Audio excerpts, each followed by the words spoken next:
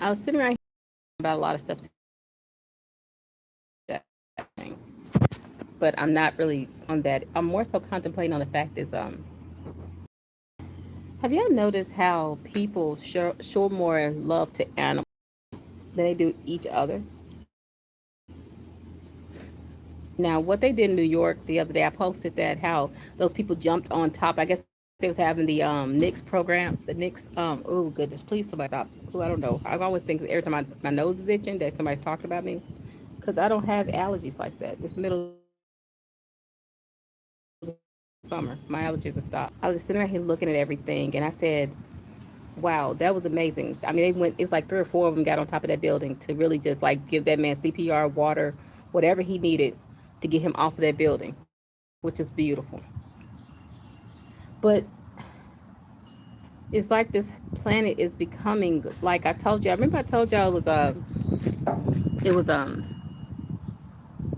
another vision, a dream I had about the Death Star, the Death Planet coming like to hit Earth and knock it. Let me try to. It's reconnected I think now. But anyway, there is a fight between good and versus evil. Okay, that is true. I guess the thing that really gets to me is people don't understand that the ones of us who are good are trying our best to stay this way because it is a balance. You can't, and this was me being over the balance, meaning I want to stay on the good side, the light side, so much that I didn't want to see the dark. I didn't want to remember the dark. I didn't want to go into the dark things. But usually the dark is when you're defending yourself, when you are accepting that things are as they are not as they seem, or things are not as good as you want it to be. You're not looking at the life through rose-colored glasses, and that is where a lot of us who wants to look at everything in a light way, and this is the bad part of it. When you're a light being, or when you're a person of light, when you go through things and you just think of everything being on the good side, you don't want to think about it bad. Well,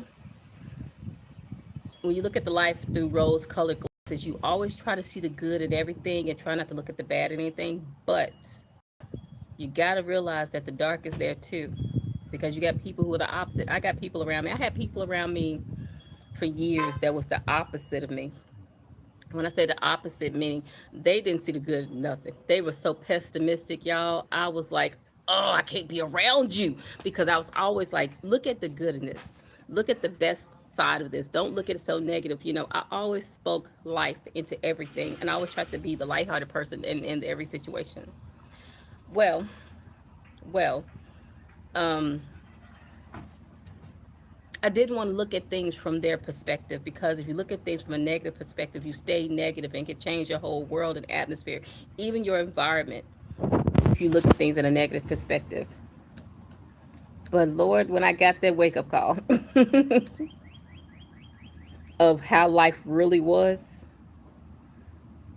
it was like, and that's another thing. When you look at things from a negative perspective, you got people that can do witchcraft on you, black magic on you, they can keep you depressed, they can keep you in a bad mood, they can keep you on so many horrible things. But if you stay on the lighthearted side and stay on the high vibration with God, you stay away from that and it can't hit you. Well, when they was able to pull me down, because honestly, I was on my favorite song, I'm Walking on Sunshine. That was me. I'm walking on sunshine. That was just me. Like, no matter how bad it got, I got back on my sunshine rainbow and kept going. Like, I'm not going to let it bother me. Well, when they was able to pull me down to nothing, that's when they start with the witchcraft. That's when they start with the black magic. That's when they start talking bad about you. That's when they can actually penetrate your life and your soul to make you realize, or make you see things from a negative perspective.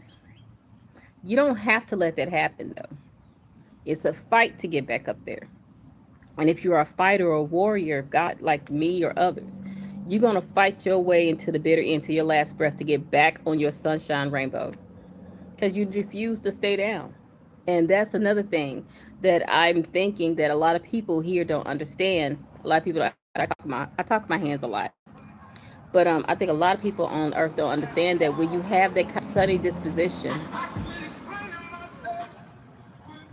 when you keep on saying, I'm sorry, I just saw a broadcast where a lady was talking about a red truck passing by you, pay attention.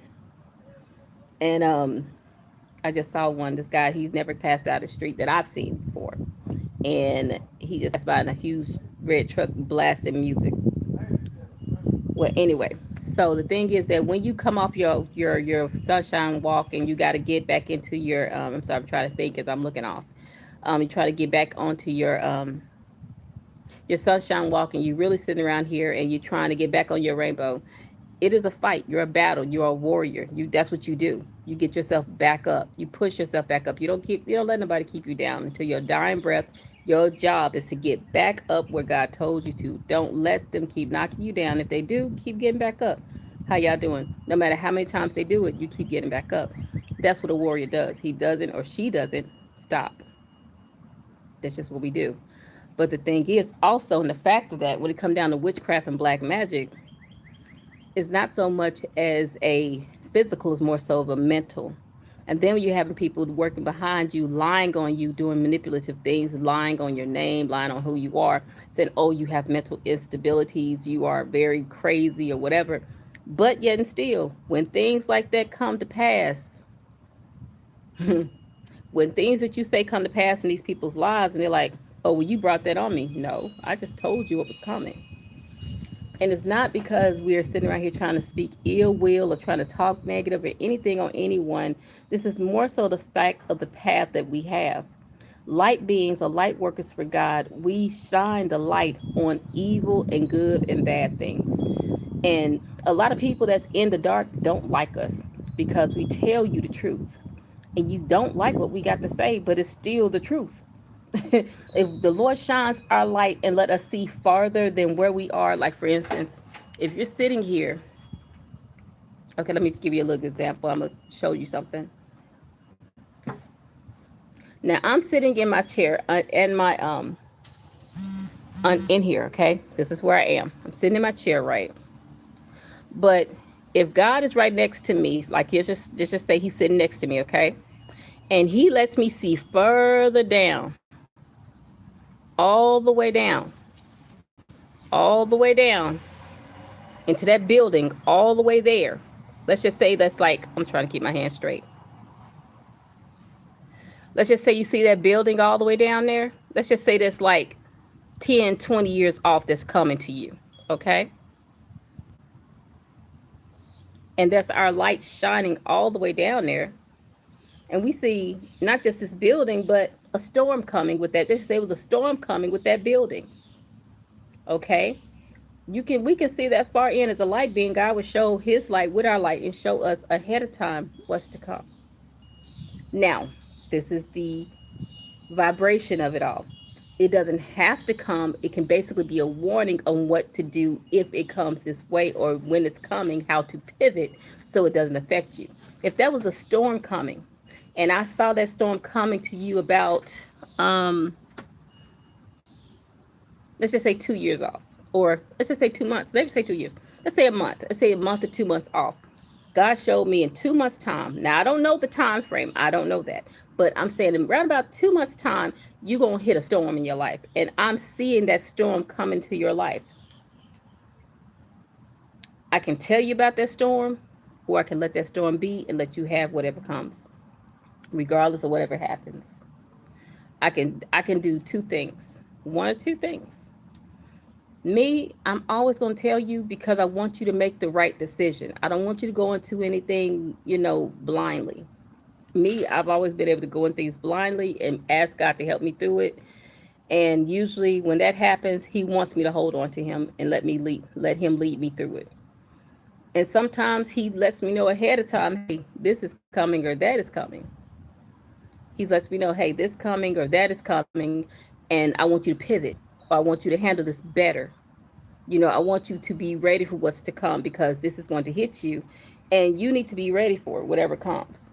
Now, and that can be any situation. That can be a move you're going to have. That can be a situation that comes up. There may be a conversation. There may be something, exciting, something happy coming to you, something like a victory you got coming, or a war, or defeat, or a person or a baby, or it could be a wedding, it could be a new job, you may be moving. The fact of the matter, if God shows you something, usually he wants you to act accordingly to let you know to be prepared for what's coming. Usually he wants you to be prepared. Usually. Um, and usually if we see it, that means that you don't have that connection to the Father like you think you do. I'm about to, yeah, I'm about to. Sorry about that. I have to do that real quick. Usually, if you see that, usually you don't have that connection to the Lord like you think you do. You don't. You don't have that connection to the Father like you think you do, and they use people like us to tell you a warning. Hey, this is what's coming. Hey, that's what's coming. I saw you here. I saw you there. Hey, congratulations on your victory. Or hey, you about to go into a war. Regardless of the situation, don't get upset. Don't get mad. Don't get upset with the person. Like they say, what was the old saying? Don't kill the messenger. I'm just the messenger. I'm not the messy her. I'm the messenger letting you know what's coming. And the main thing that people don't realize is that a lot of those times is to keep you from going into a bad way. Think about it. When King Nebuchadnezzar went into the wilderness, he didn't have to do that. Y'all know that, right?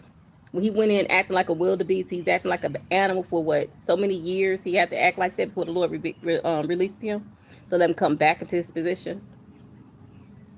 He didn't have to go there. He didn't have to. He didn't have to go into the wilderness. He chose that route. He chose it by acting too proud and being too yeah, being too proud about himself, like he built this, he built that. It's all about him. He's very conceited. Thank you, Lord. He was very conceited, and that right there put him in the wilderness on the bad rack with Christ, with God. Yeah, Christ was around then too, y'all. He didn't just show up in the Bible. The Lord, who y'all call Jesus, been around since the beginning. He just had different names, different, just different names, different titles, but it's the same being. I'll explain that later. But moving forward, the thing is that don't get mad at the messenger. Take the message and say, let me change what's in me first. Let me get this right, because I'm walking myself into a doggone landmine that I can't come out of. I'm about to blow my whole self up. I'm about to blow my whole life up. I'm about to blow my whole my career up. I'm about to blow up everything. Not in a good way, but I'm about to desecrate it, or better yet, I'm about to put it to death. You see what I'm saying? It's going to turn out bad for you. So that's why we're here to say, hey, warning, warning, warning. Stop doing what you're doing. What's the old school saying? Like, stop what you're doing, because I'm about to ruin the image and the style that you used to. That was from Digital Underground. But still, it's basically the same thing. We're about to ruin the image and the style that you used to. That's why we're here. We're here to tell you you're going the wrong way. Turn it around. Go back. Start over. Start again. Or, hey, congratulations. You made it. Whatever the situation may be, you can't get mad at the messenger for the message. For the message will still come to pass regardless if you like it or not. I don't have to just speak it out. I'm just here to give you the warning of what's to come.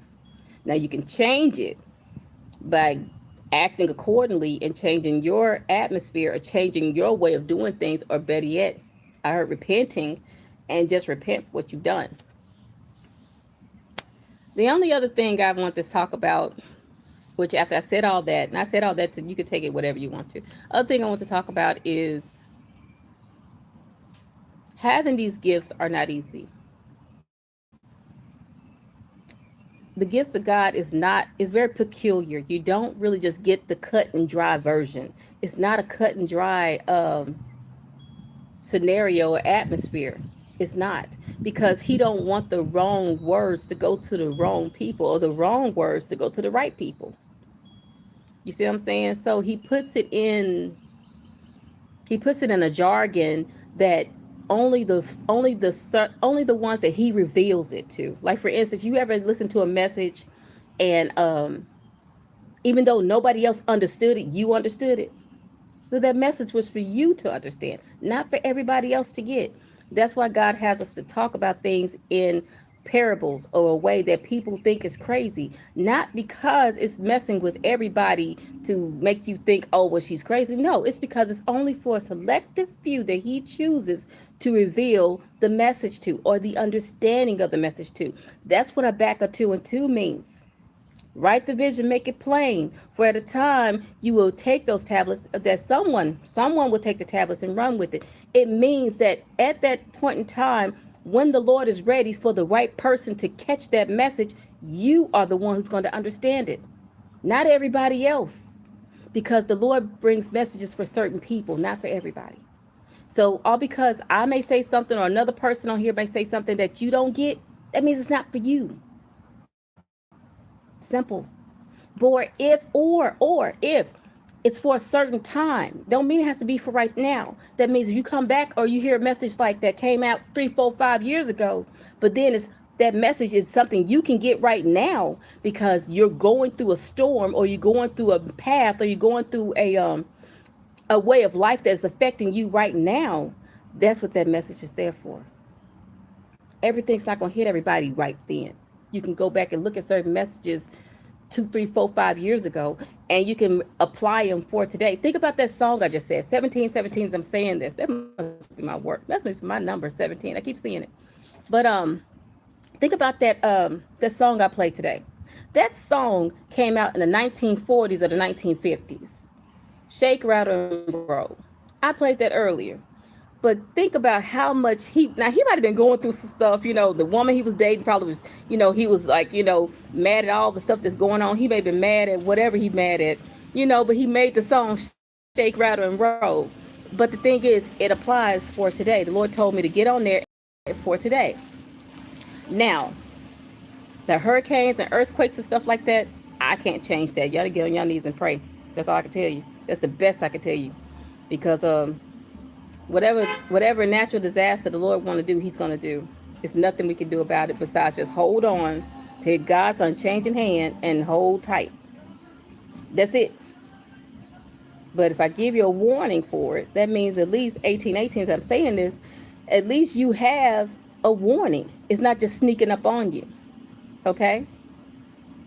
And is it going to come to pass? It don't have to. I mean, that may have been just a warning for some people to change up their fate. Or it may have been something where God is saying, okay, if this don't change, this is going to happen. If that don't change, this is going to happen. And like I said, with these people still doing witchcraft and black magic and stuff around here, you don't know what portals people are open. Do y'all not know, with all the evil and black magic and witchcraft you use on this planet, you open up energy portals that don't need to be opened? Y'all know the Pope opened up a portal like a few years ago, and that was a very demonic portal he opened. There was when more evil came on the planet, and I feel like the Lord had to close it. But the fact of the matter is, with the energy that you have inside of you, you can use that for good. You can use it for love. You don't have to go down the dark magic planet. You don't have to go down the death planet. You don't have to do that.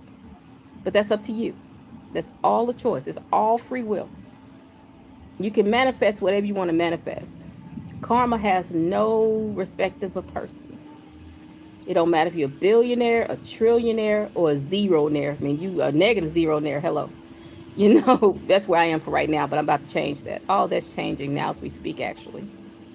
Well, I'm about to be a billionaire. And yes, I said a billionaire. But it is what it is. But the moving thing is that you have to be able to speak those things that be not as though they are, but speak in a positive light. In a positive light. Not a positive way, a positive light. That's the difference. You can think and speak positive in a positive way all day, but if the light inside of you that God has put inside of you is not shining, you still not going to get what you want.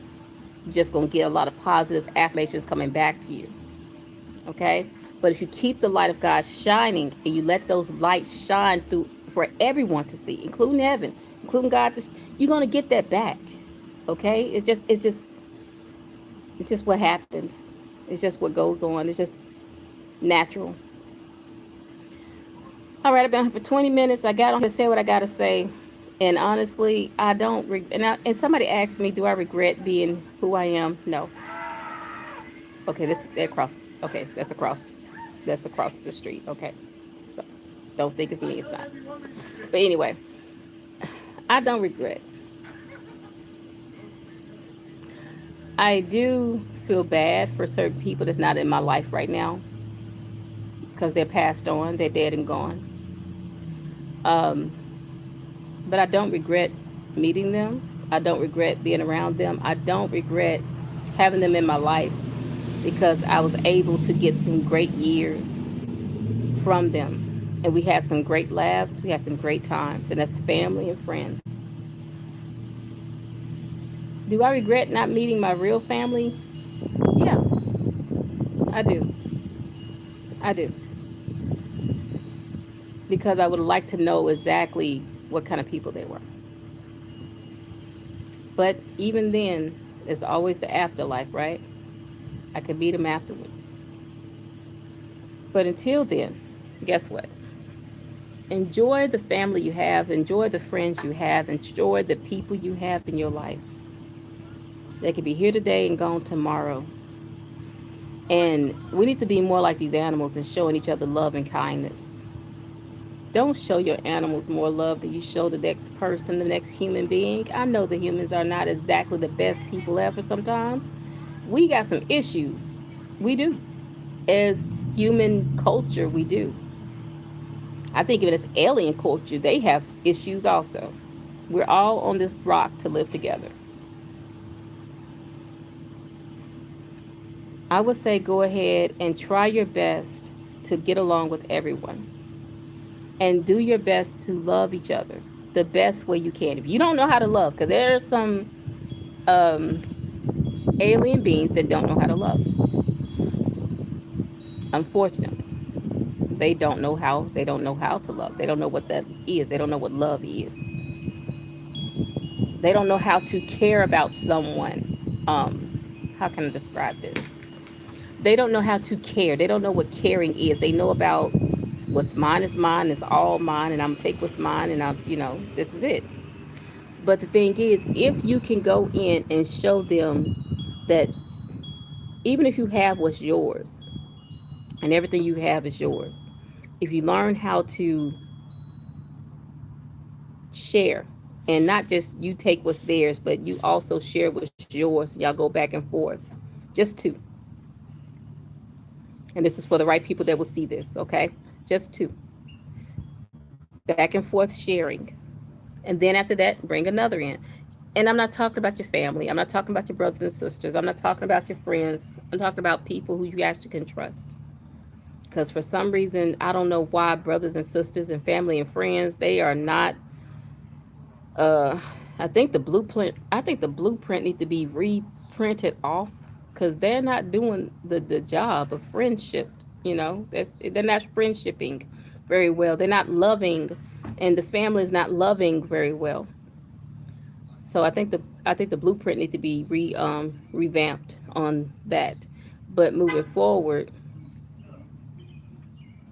if you find those few people and you find a person who is very selfish or conceited or unkind, the love of God that you show them is an action. It's not just a word. You show them. The showing of it would change that person. If they have that nature of, oh, well, they just give it, I'm just going to keep on taking, I'm going to keep on taking. Okay, well, then you cut it off and you tell them, you see how much I've given to you? And you see how much you've given to me? You see how much I've done for you and you have not done for me? You see how much I've prayed for you and you haven't prayed for me? You see how much I've, poured out to you and you have not poured out to me? That is what you call giving. But you're not giving just to take. You're supposed to give back because it's a receptacle, it's a receptive thing. Um, and if they refuse, then you know that's not your person. You know that's not the person you need to be around. Go on to the next one. Okay? But you will find a person who is conceited or unkind hearted that does not understand that narrative that you're talking about, and you can teach them. They will be receptive on understanding and learning. You may, they may not be from this planet, originally. They may not. And do not be offended if they're not. Be understanding, be loving, be kind hearted enough to let them understand you as you understand them, so they can understand the situation or how you do things here and how things can be done. I'm not saying it's going to be done that way. Um, I think I'm about done with this. I think I've said everything I want to say. But if somebody asks me, I don't regret anything. I don't regret not one person I've met. I don't regret not one child I've had or any child I've lost. I don't regret any school I went to. I don't regret any friend I've made, good and bad. It's like 99 or 98 or 99% of them were bad, but I still don't regret meeting them because everybody was a lesson and a blessing. And we had our fun while we were friends. Okay.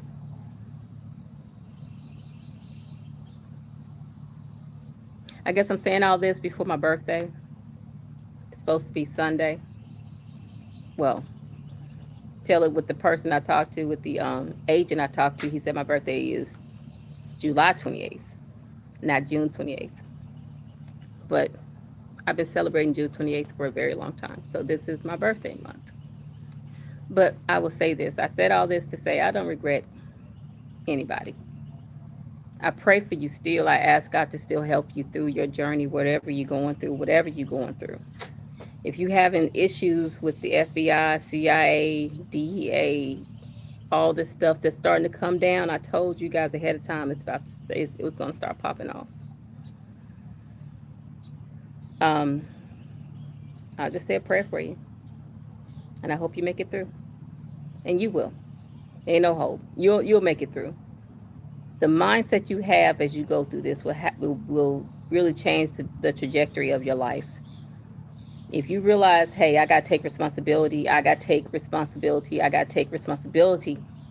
If you keep that in your mind and take it on, no matter how hard it come at you, no matter how bad it gets, no matter how much people say or whatever happens, you will have a better outcome for yourself. I'm not saying for everybody else, because, people here are very judgmental. They're very harsh and cruel. So don't expect it to be from people. But for yourself and your growth for yourself, you can get better. You will do better. And that's what we're here to. We're here to self-growth. Self-growth. Self-growth. And I keep saying it 3 times because I really want y'all to get it. You got to learn that you're here to grow. Not everybody else. Not your friends. Not your family. Not your buddies. Not your Abe Spoon Coon. None of them people. It's you. You're here to grow. It's only you. And you're the one who got to take responsibility for your actions and for your life and for everything that you do. Because at the end of this life, when the Lord look back, and the angels look back, or anybody that you have look back and ask questions, you want to be able to give them an answer of that you grew. You learned your lessons. And yes, it's going to be the Lord looking at you like, what did you learn? For one, did you make it back in? That's the first one. Did you make it back home? If you did, okay, what did you learn? What do we need to work on? Because it's like I said, this earth is just a school, and you're in class. And your class is your life learned lessons that you learn from everybody. It's not just you. It's not just me. It's everybody. So anyway, I'm getting off here, you guys. I want to say that to you. Happy Thursday. I hope you guys have a great weekend coming up. I will be relaxing and resting. And baking myself a cake. Anyway, but moving forward, you guys have a blessed day. I hope and pray that whatever I told you guys help you guys, whatever you're doing. And if it didn't, maybe it'll help you later on in life. I don't know. But either way, I'm done. Y'all have a blessed evening. Bye.